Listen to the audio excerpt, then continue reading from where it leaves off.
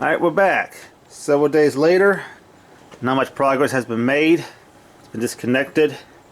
I did wire this up. I got the junction box here. Had ordered off of Amazon because Home Depot didn't have one that was deep enough. They had a 4-foot deep one. I mean, a 4-inch deep one, but I needed a 6. So I had to get that off of Amazon. Then order some grounding lugs. So there's no place to attach the ground wires to anything unless I just twist them together, and that's going to be out in the open. So got an enclosure. So I'm going to take this down, hook this up, install this, figure out how to mount it, and I'll bring you back when some progress has been made. Alright, here's the box. You can see it's got knockouts for the wires. It's got a lock on it. It's got shrink wrap. Had that foam stuff around it. Trash. So it's supposed to have a key. Got the 4 mounting holes there. So let's see what we can do about mounting this thing. Alright, so it doesn't use a key. Just use a flat blade screwdriver or a coin to lock it. Like that. See? I can always put a lock in here if I wanted to, but I don't need to. Industrial control panel enclosure. See, that's the grounding lug. Goes the little ground screw. So you need to mount this. You got the knockouts on all 4 sides. So you need to mount this. Figure out how to get the switch in here. It's supposed to be 10 by 10 by 6. So it's supposed to meet the requirements I need. So let's go ahead and mount this stupid thing. Alright, box is mounted. Switch is mounted. Grounding bar is mounted. Got the 4 knockouts. 2 up here. 2 down here. Wire comes in up here and feeds in because the power comes in at the top and power comes out at the bottom. Fucking mini bikes going up and down this damn street all fucking day. Anyway, power comes in at the top, comes out the bottom. So I gotta drill a hole here because this is both power coming into the switch. And I still need the, because this wire here I need to take out and come into the top here so we can feed everything.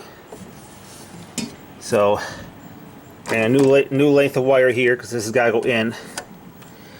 So let me finish wiring this up roughly, and then we'll come back. Alright, it's wired in. It's a new wire from here, it's longer, comes into here for the top. Got the grounding bar all wired in. Power coming out, goes through the hole in the wood here to this outlet. Yellow wire for the outlet comes from the bottom because that's where the power comes out. This is your normal power. This is your reserve power. This will be power coming in. So coming from here is going to go into this box because that's where the power is coming into the garage. So this will tap into there. Then this wire here, this skinny one, which is sending power to this outlet over here. I'm going to disconnect it from the box. I'll drill another hole here. It's going to come out and into here, the load side of that GFCI.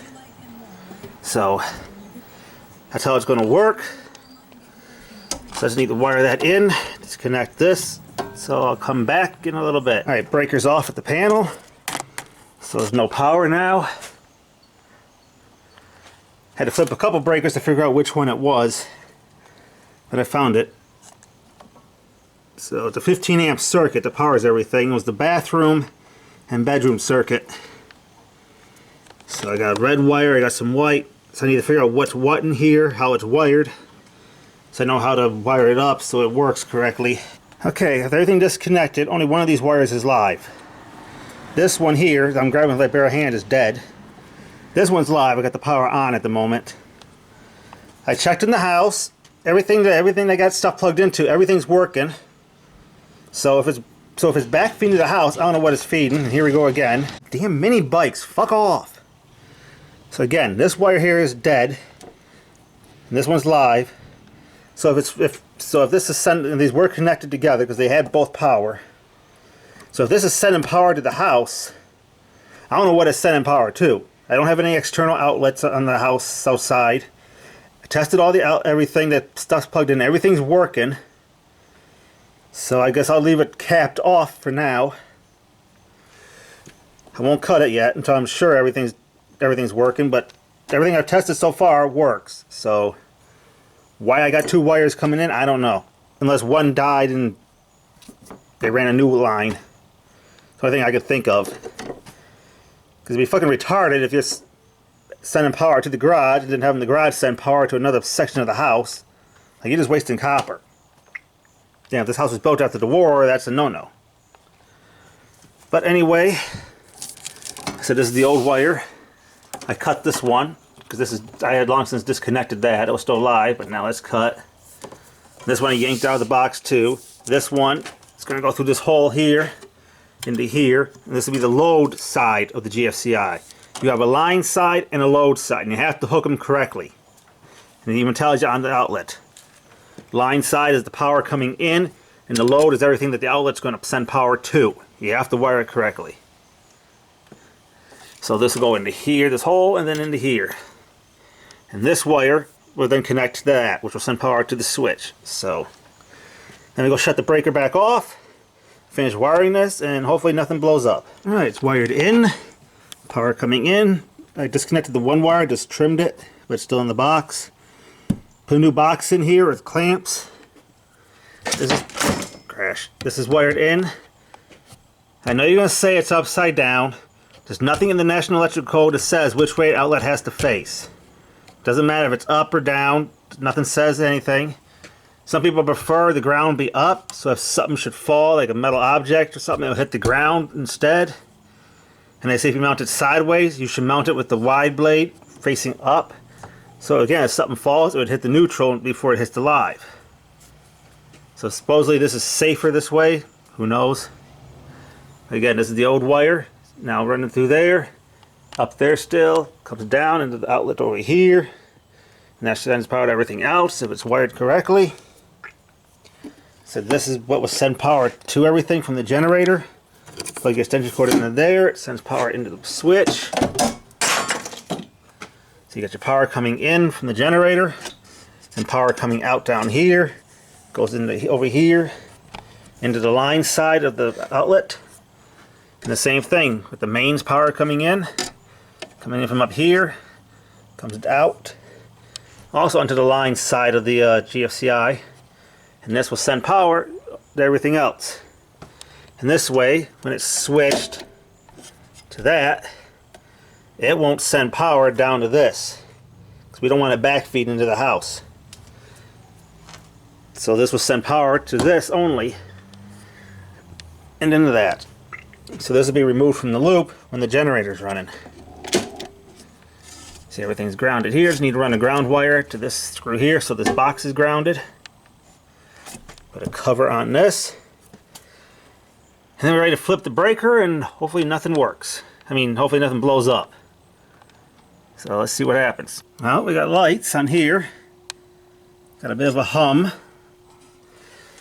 If I hit reset, will everything work? Yay! Get your little fan. So at least you get something worth watching. Who knew you could jerk off to an electrical video? That GFCL stays on all the time for security. So everything came back on. A bit of a hum. This is probably the hookup for like battery power or something that would activate this, and this would automatically turn. When I turn it, you can hear the gears in there. So it sounds like a little motor in there. But you hear the heavy click, so it's a heavy relay. So it's enclosed in here, it's protected. This no longer leaks. This whole board there is missing. So you replace all that. So I put a new box in here. So we shouldn't have any more water intrusion. There's a hole in the corner there. So occasionally I get birds in here. I gotta figure out how to seal it up. Probably some spray foam. You're probably not gonna be able to see it from this angle. But this is working. So we got a red light here. Got a red light there. So she's a-working. I'm not going to test it with the generator. I'm not going to drag the fucking thing out and deal with that hassle right now. Time will come when I start it up if there's a power outage. Maybe sometime in the future I'll fuck with it with the generator side. But for now, everything is working. And I believe everything in the house has power. So I don't know why they got this wire here.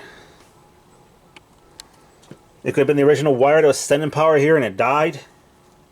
And they just wired everything together. Who knows? Well, there's a circuit in the house that's no longer used. I got at least two dead outlets. But they didn't work when I moved in. Now, if you know, remember the video behind that stereo in the living room? There's like two outlets. Only one of those outlets only works. And I think there's an outlet and just two outlets in Mom's room back to back. One doesn't work. So it could have been an old wire. I don't know. A lot of Uncle Sal's wiring in this place. But that's how shit was wired back then. I said this is discontinued now. That's cut. And that was cut over there because I had to rewire everything. So maybe I'll put an actual lock key on here, but I really don't see the need. Now I gotta clean up my mess. Figure out if I want to cut this down to size and put this closer or still leave it out and I have storage space behind it. I gotta figure that out. But I need to organize this shit first, clean up my mess. So then I wrap this up. If nothing goes wrong, then that's the end of this video. If something happens between now and after I'm done cleaning up, then you'll know about it. Otherwise, that'll do it. Alright, one last update. Garage is back together. Car is now parked. I got room that I can actually walk around in here too, around the car. It's not as tight as it was. Everything's shoved in the corner. I had another TV that was here. I shoved that in the corner too, so you got the two TVs.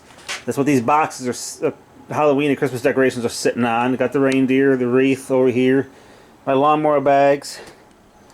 This I shortened, shoved back there. Got this over here, air compressor, which was over here. It's now tucked neatly in the corner. So it freed up a lot of real estate. That's tucked in nicely. That's tucked in nicely. Everything's tucked in nicely, somewhat. But that's the way that's going to be over there, because that's storage. You only need it once a year to access it, so who cares? So that's it. This is left over when this thing toppled over, so that's what that's from. So that's that. Garage is back together. I can even move the car over more if I need to. It's hard to judge when you're pulling in how much space you have on either side. It's hard to judge. You think you're going to hit something, and you're like, oh, I still got 2-3 feet still. But it's all back together now.